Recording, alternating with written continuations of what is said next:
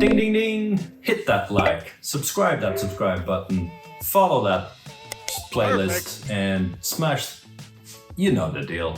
Let's become YouTubers.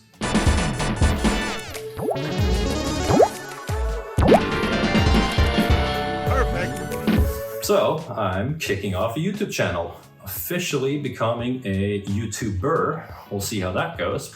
So I am an illustrator, animator. I have over 15 years of experience and kicking off the YouTube channel pretty much now. To be able to do that, I do want to make sure that things look good. So what we're going to be doing in this video is I'm going to be taking you through the process of setting up my sort of motion branding packaging deal for my YouTube channel. But we'll do some lower thirds, we'll do some title slides, we'll do some little poppity animation things here and there.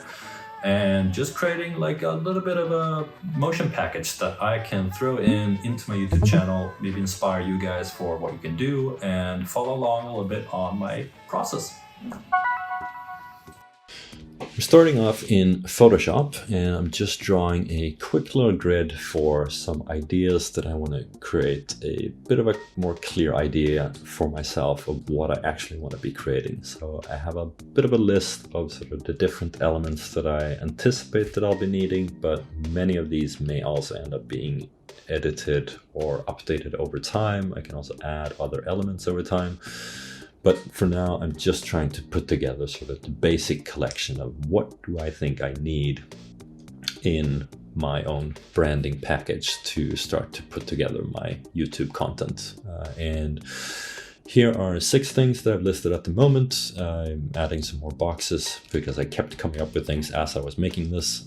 So maybe I want to refer somebody to the link in the description, or if I have a specific project file that I want to show off or talking about a specific program, if I want to link them to my social media. Here are the 9 things that I ended up with, starting with.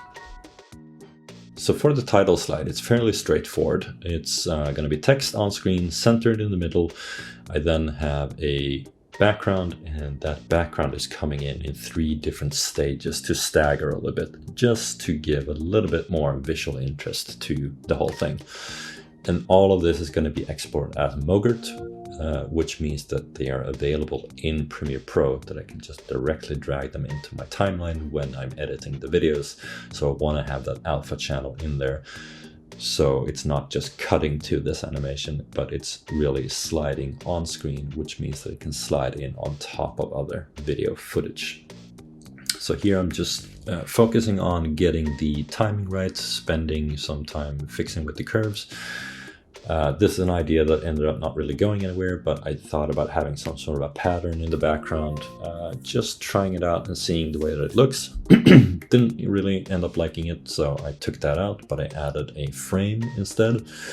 And a lot of the content that I'm creating here was the starting point and has then been sort of built upon itself while I've created more things. So the title slide is the very first thing that I created, but I still revisited this one while making text boxes and link in description, animations and everything else to make tweaks here and there and make sure that they all feel connected and feel like they all make sense together in one complete package.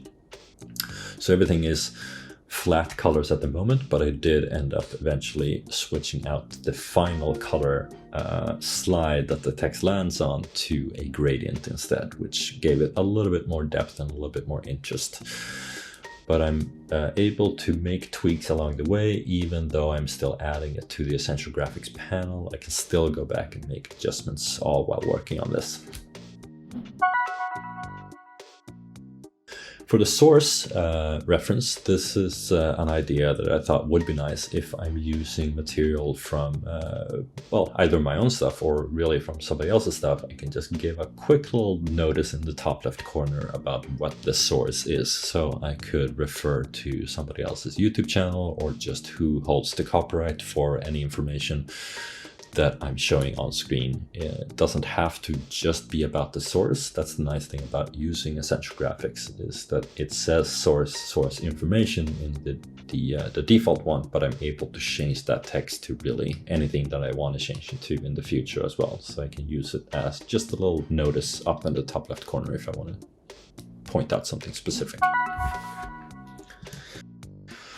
So the like symbol, something you gotta have on YouTube. Otherwise, how are people gonna like and subscribe if they're not being shown a thumbs up icon? So I just took a screenshot from YouTube, pulled that into After Effects and recreated that just using the pen tool, but giving it my own branding with the colors and everything, so that I'm able to control everything the way that I would like it to be. And just a quick little animation on that, which has the circle coming in, the thumbs up icon comes in, and then the thumb of the hand actually goes up and the whole hand jiggles a little bit when that happens, just to have a little bit more interest happening than just a static image of a thumbs up, which would work but wouldn't really be all that interesting to look at. This is one of the more fun ones where I'm using an image placeholder in the middle, and then I'm using rubber hose to create the limbs of this actually character that I have animated on screen. So he has arms and legs, and that means that I'm able to give this project file, which could be just informing people that if they want to download the project file, that's available, or if I just want to point out that, hey, what I'm doing is happening inside of Photoshop or Procreate or After Effects, I'm able to switch out that middle image for any logo, any image of really anything. And I can just have those arms and legs animated to give this guy a little bit of character. So we have a small little dude jumping up from the bottom of the screen, landing on screen, and then waving to the viewer, and then he jumps off screen again. And even with a simple character like this, most of your time is going to be spent on tweaking small details on the motion path, on the easing of the keyframes, and really making sure that you're fine-tuning all of those tiny little details to not just make it be a super basic, quickly thrown together animation, but something that I did end up spending a little bit of time on to really make it look nice, because this is something that's going to end up being reused over and over and over again in many different videos, and maybe even multiple times in the same video. So it is things like this are worth spending a little bit of extra time on to make sure that it's not something that's going to be an eyesore for yourself when you see it for the third time. You want to make sure that when you're seeing it for the 20th time, you've at least ironed out most of the problems that exists with the animation while you're making it. Maybe not going to end up being perfect either. I might want to go back and tweak this later down the line as well, and that's the nice thing, is that I can do that. For the text boxes, these are really, well, the first text box really has most of the foundation in place, and then I've been able to reuse that across multiple different use cases as well. So this is another one of those instances where a lot of time is spent on building the foundation.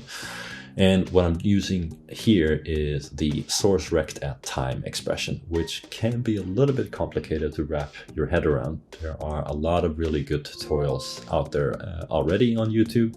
Easy Abrams has a great one. Jake in Motion has a great one. When building this, I actually ended up looking at quite a bit of those to really make sure that I understood exactly the way that the expression works and the way that you can set it up. At its core, what it does is, when you're writing a text, that text needs to be flexible enough that allows you or anybody else in Premiere Pro to make a shorter or a longer text based on the template that I'm building right here. And when that happens, you want the box in the background to actually follow the shape of the text. So if the text is longer, the box should also be longer. And the box obviously should be centered and follow the text properly. And that is what's happening on screen at the moment, where I'm trying to work out that whole thing to make it make sense, regardless of what text I put on screen. I will make sure that that is all connected and working. Once you have all that in place, then you can add some more fun features, like being able to control the padding on both the X and the Y individually. And you can, of course, make the user be able to change the color of the box, add a stroke to the box, change the font of the text, and all of that fun stuff you're able to control with the Essential Graphics panel. And the roundness, which I'm controlling here, so I'm building as much of a comprehensive text box as possible.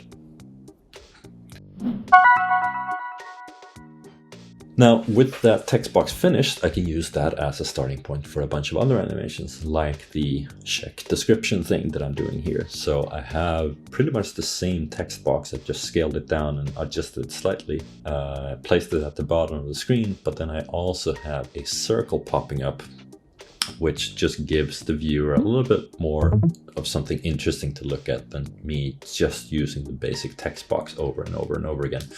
I can use this one instead if I want to highlight something specifically in the description or in the comments, or really anything with an arrow pointing down, which is what this circle is going to end up containing. And here I'm just using similar SourceRectAtTime settings to make sure that when the box is being adjusted, the circle should follow that as well, so they're not completely standalone items. But I still want to be able to animate the circle on its own, since that's coming in on screen first and then moving to the left, then that's when the text pops up on screen. And now that I've got all of the structure in place, I'm just doing a quick little arrow placed inside of the circle, making it look all right, and then just changing the color of that to be yellow as well, so that it pops a little bit more. Lower thirds are a classic, so for adding my own name in there, and then if anybody else is featured on the channel, maybe I want to be able to highlight their title or any other information below their name. I'm building this as a specific template specifically for a lower third, but it's using the same elements that I've created already. It's using the text box and using a little bit of the source animation that we did before to combine those two together, and placing everything in the bottom left corner to make it look nice.